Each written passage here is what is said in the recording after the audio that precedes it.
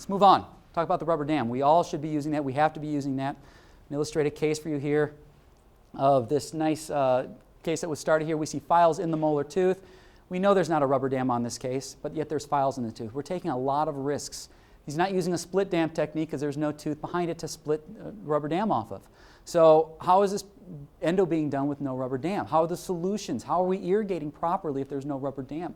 How is the saliva not getting in the tooth with no rubber dam? We can use these lovely scare tactics and say, well, if you don't use a rubber dam, your patient's going to aspirate the file. But how often does this really happen? Probably not very often. And those people that choose to do endodontics without the rubber dam are certainly willing to take this risk as opposed to using rubber dam. This is why we should all be using the rubber dam. This is what's in 1 milliliter of saliva. These bacteria are just waiting to get into your case and causing your treatment to fail.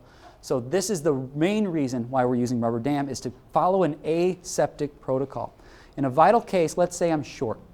Let's say I can't get down to length and the case is vital. If I've maintained an aseptic protocol, there's a good chance that that case is going to work because I did not introduce bacteria into the mix.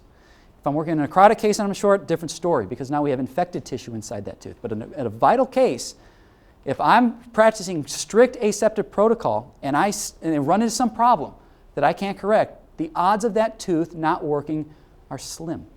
Still has potential, but less potential. Then we have this something called the isolite. I was taking this out of my presentations until the last one I gave in Vancouver when someone says, well, I use the isolite, is that okay? Well, so I threw it back in because people are using this for endodontic procedures. This is not enough to isolate the tooth and prevent or to keep an aseptic field. So if you're using it, it's a great device for operative dentistry, things like that, but not strictly for doing endo. If you want to put it in there with your rubber dam, great. I don't know how you're going to do it, but you certainly can try. In 2010, the American Association of Endodontists released a position statement on the rubber dam. Prior to 2010, the rubber dam was a suggested standard of care. Well, now since 2010, since the American Association of Endodontists has released this position paper, it is now the legal standard of care to use rubber dam. So you can be sure that if you're not using rubber dam, you're practicing below the legal standard of care. Types of retainers, I've heard a lot of clinicians talk, especially the last course I went to, saying you have to use these winged retainers, you have to use this specific retainer.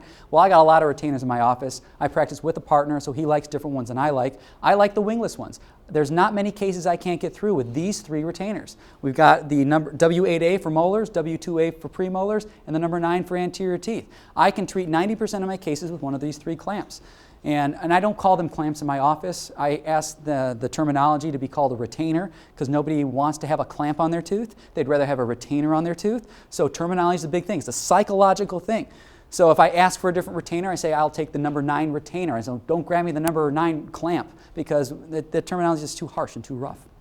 You can also do something called a split dam technique. You don't even need to use a rubber dam retainer.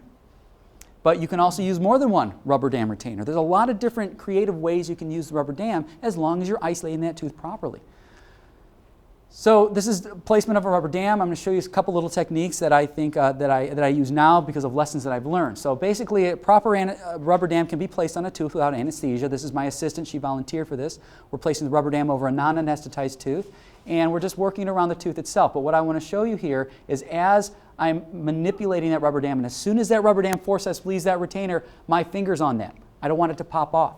And then what I'm going to do is I'm going to manipulate that rubber dam around my retainer and around my frame. And you're going to see my finger in some capacity is going to stay on the back of that retainer. Why? Because as I stretch that latex or non-latex rubber dam over that retainer, if it's not on there tight enough, it's going to fling off. And in 2007, I had a rubber dam come from a lower molar tooth and chipped person's number 8. They weren't very happy with me when that rubber dam retainer popped off. So I've learned my lesson, and I'm telling that to you. When you're manipulating that rubber dam in any capacity, make sure you keep some finger on that rubber dam.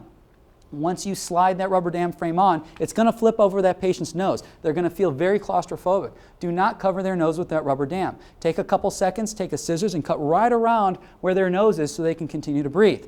If a patient has trouble breathing through their nose, make a little small opening on the contralateral side of the tooth you're working with so they can breathe through their mouth.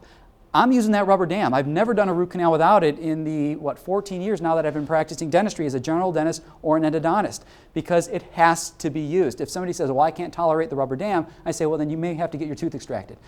People then will tolerate the rubber dam.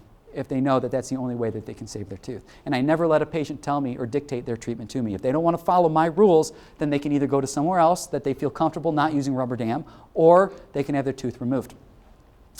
I think the biggest frustration with rubber dam is, this is what we're taught in dental school, that each tooth has to have a single hole for this tooth to come through and have it isolated properly, and we have to invert the rubber dam. I was never really good at that. So I prefer the split damming technique, where I'll just put one big slit in the rubber dam and I'll isolate multiple teeth. And I love multiple tooth isolation.